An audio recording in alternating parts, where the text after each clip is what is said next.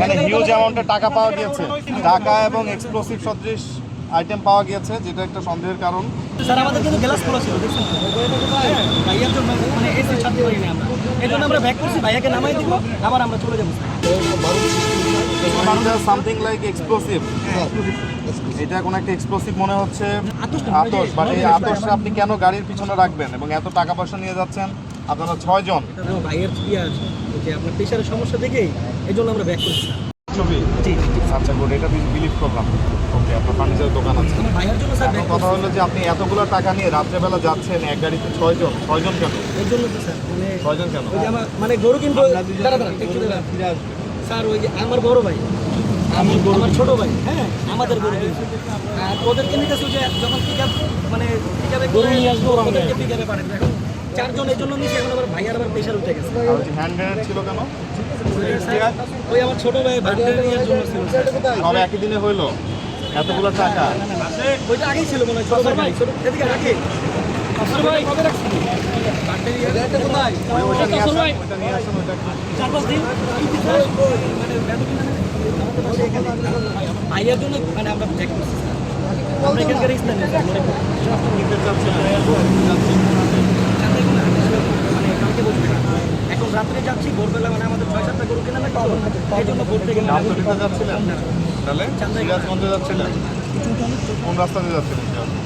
এই যে যমুনা সেতু দিয়ে যাবো যমুনা সেতু দিয়ে স্যার, মানে যাচ্ছিলেন? ওই যে আমিন বাজার ক্রস করছি, এই যে আমার ভাইয়া দেখেন প্রেশার উঠে গেছে, তো ভাইয়াকে ভাইয়াকে অনেক রিকোয়েস্ট করছি, ভাইয়া পাঞ্জাবিটা খোলো, মানে তুমি গেঞ্জি পরে মানে সামনে বসো, আমরা গ্লাস স্যার আমাদের কিন্তু গ্লাস খোলা ছিল, দেখছেন ভাইয়ার জন্য মানে এসে ছাড়তে পারিনি আমরা, এই জন্য আমরা ব্যাক করছি, ভাইয়াকে নামাই দিব, আবার আমরা চলে যাবো। এটা কি ইশতিয়াক?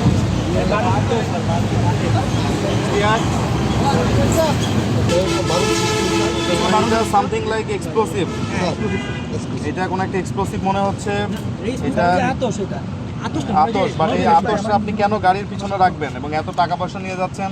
আপনারা 6 জন, এটা একটা সন্দেহের কারণ। এটা খেয়াল করবি না, দেশের দেখি যেন কিছু ইয়ে থেকে ধোয়া বের হয়। নষ্ট হয়ে গেছে। কালার ছোটখাটো জিনিস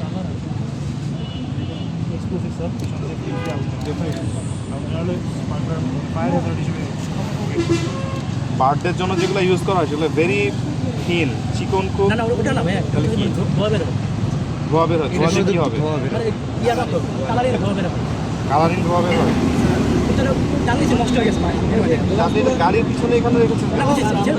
বলছি না স্যার, স্যার বলছি না, আমাদের তো জানলাগুলো মানে গ্লাসগুলো খোলা ছিল, আমার ভাইয়ের কি আছে যে আপনার প্রেশারের সমস্যা দেখেই এই জন্য আমরা ব্যাক করছি।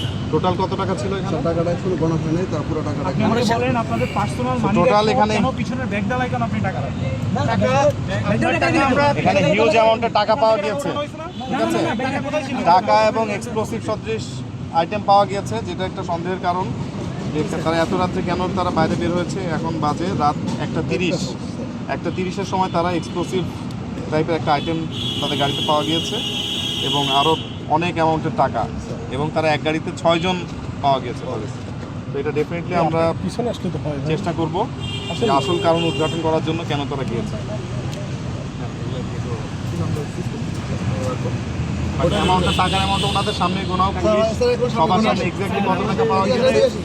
আপনার এদিকে আসেন। ভাইয়ার প্রেশার উঠছে দেখে এই জন্য আমরা আমার জন্য আবার চলে যাবো। আমি অসুস্থ হয়ে গেছি, ওই জিনিসটা মানে আপনি কেন থাকবে গাড়ি?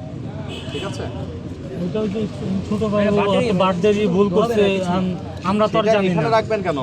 বার্থডে জিনিস কি এইভাবে থাকে? বার্থডে জিনিস একটা দেখতে সুন্দর লাগবে। কোথা থেকে কিনেছেন আপনি? কোন দোকান থেকে? 10 নম্বর থেকে। কোন দোকান 10 নম্বরে? যে আপনার শালি মার্কেটের পিছনে এটা পাওয়া যায় এখানে অ্যাভেলেবল? তাই? এখন তো বন্ধ, কালকে পাওয়া যাবে।